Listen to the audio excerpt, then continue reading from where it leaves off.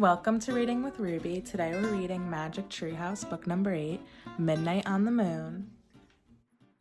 Prologue. One summer day in Frog Creek, Pennsylvania, a mysterious treehouse appeared in the woods. 8-year-old Jack and his 7-year-old sister Annie climbed into the treehouse. The treehouse was filled with books, and it was magic. It could go any place that was in the book. All Jack and Annie had to do was to point to a picture and wish to go there. They visited dinosaurs, knights, an Egyptian queen, pirates, ninjas, and the Amazon rainforest. Along the way, they discovered that the treehouse belonged to Morgan Le Fay. Morgan was a magical librarian from the time of King Arthur. She traveled through time and space, gathering books for her library. One day, Jack and Annie found a note that said Morgan was under a spell. Jack and Annie set out in the magic treehouse to find 4 special things that would free her. With the help of a mouse named Peanut, Jack and Annie found the first thing in old Japan, the second in the Amazon rainforest, and the third in the Ice Age. Now Jack, Annie, and Peanut are ready to find the last thing in Midnight on the Moon.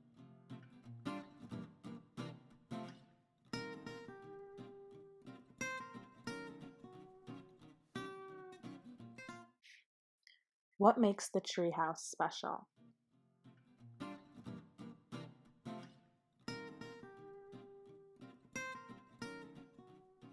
The treehouse is special because it's magic and it's full of books.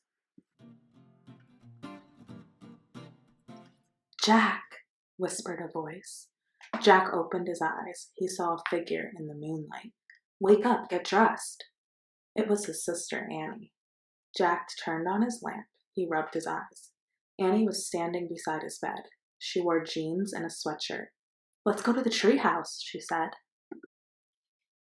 What time is it? Asked Jack. He put on his glasses. Don't look at your clock, said Annie. Jack looked at his clock. Oh, man, he said. It's midnight. It's too dark. No, it isn't. The moon makes it bright enough to see, said Annie. Wait till morning, said Jack. No, now, said Annie. We have to find the 4th M thing. I have a feeling that the full moon might help us. That's nuts, said Jack. I want to sleep. You can sleep when we come back home, said Annie. No time will have passed. Jack sighed. Oh, brother, he said. But he got out of bed. Yay, whispered Annie. Meet me at the back door. She tiptoed out of Jack's room. Jack yawned. He pulled on his jeans and sneakers and a sweatshirt. He put his notebook and pencil into his backpack. Then he crept down the stairs. Annie opened the back door. Quietly, they stepped outside. Wait, said Jack. We need a flashlight. No, we don't. I told you. The moon will light our way, said Annie, and she took off. Jack sighed, then followed her. Annie was right, thought Jack. The moon was so bright that he could see his shadow. Everything seemed washed with silver. Soon they left their street. Annie led the way into the Frog Creek woods. It was much darker under the shadows of the trees. Jack looked up, searching for the treehouse. There, said Annie. The magic treehouse was shining in the moonlight. Annie grabbed the rope ladder and started climbing up. Careful, go slowly, said Jack. He followed her up the ladder and into the treehouse. Moonlight streamed through the window. It shone on the letter M that shimmered on the wooden floor. It shone on the 3 M things that rested on the M. A moonstone from the time of the ninjas, a mango from the Amazon rainforest, and a mammoth bone from the Ice Age. We need just one more M thing, said Annie, to free Morgan from her spell. Peanut, said Annie. In the dim light, Jack saw a tiny mouse. She sat on an open book. You didn't expect to see us this late, did you? Said Annie. She picked up Peanut, and Jack picked up the open book. "So where are we going this time?" Annie asked him. Jack held the book open to the moonlight. "Uh-oh," he said. "I knew we should have brought a flashlight. I can't read a thing." He could make out diagrams and shadowy pictures, but he couldn't read a word. "Look at the cover," said Annie. The letters were bigger on the cover. Jack squinted at them. "It's called Hello, Moon," he said. Annie gasped. "We're going to the moon?" "Of course not," said Jack. "It's impossible to go to the moon without tons of equipment." "Why?" "There's no air. We couldn't breathe. Not only that, we'd boil to death if it was day, and we'd freeze to death if it was night." "Yikes," said Annie. "So where do you think we're going?" "Maybe a place where people train to be astronauts," said Jack. "That sounds neat," said Annie. "Yeah," said Jack. He'd always wanted to meet astronauts and space scientists. "So say the wish," said Annie. Jack opened the book again. He pointed to a picture of a dome-shaped structure. "I wish we could go there," he said. The wind started to blow. The treehouse started to spin. It spun faster and faster and faster. Then everything was silent. Absolutely silent. As quiet and still as silence could be. Jack opened his eyes. He looked out the window. The treehouse had landed inside a large white room. "What kind of training place is this?" asked Annie. "I don't know," said Jack. The room was round. It had no windows. It had white floors and a curved wall lit by bright lights. "Hello?" Annie called.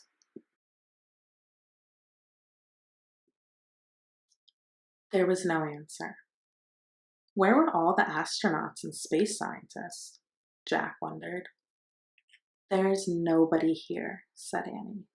"How do you know?" said Jack. "I just feel it," said Annie. "We'd better find out where we are," said Jack. He looked at the page in the moon book. He read the words below the picture of the dome. A moon base was built on the moon in the year 2031. The top of the dome slides open to let spacecrafts enter and leave. "Oh man," Jack whispered. "What's wrong?" said Annie.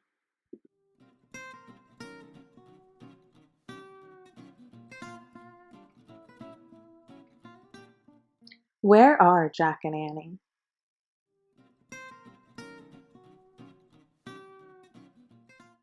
Jack and Annie are on the moon.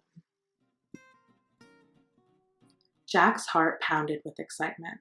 He could hardly speak. "We've landed inside a moon base," he said. "So?" said Annie. "So, the moon base is on the moon," said Jack. Annie's eyes widened. "We're on the moon?" she asked. Jack nodded. "The book says the moon base was built in the year 2031, he said. "So the book was written after that, which means the book is from the future." "Oh, wow," said Annie.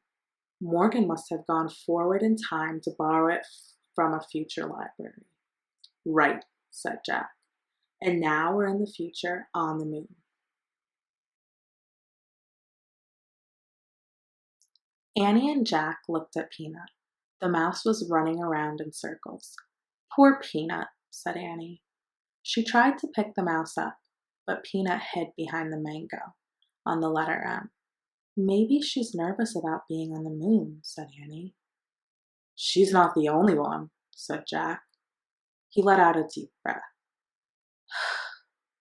Then he pushed his glasses into place. "So what's a moon base?" asked Annie. Jack looked at the book. He read aloud. "When scientists visit the moon for short periods, they eat and sleep in the moon base." "A space motel," said Annie. "I guess," said Jack. He read more. The small base has a landing chamber and a room for storing spacesuits. Air and temperature controls make breathing possible. So that's why we can breathe, Jack said. Let's explore, said Annie. We have to find the fourth thing for Morgan. No, first we should study this map, said Jack. He pulled out his notebook. You study it, said Annie. Jack copied the map. Then he drew in the treehouse. Okay, he said. He pointed at the X in his drawing. We're here. Jack looked up. Annie was gone. Oh, brother, Jack said. As usual, she had left without him, before they could even make a plan. Jack put the moon book and pencil into his pack. Carrying his notebook and backpack, he started out the window. Jack looked back at Peanut. The mouse was running back and forth on the M. Stay here and be safe, said Jack. We'll be back soon. Jack swung himself over the windowsill. His feet touched the floor of the landing chamber. Annie, he called.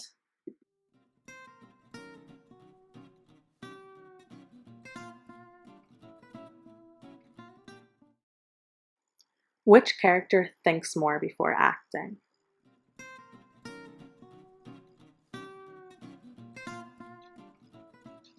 Jack takes more time to think before acting.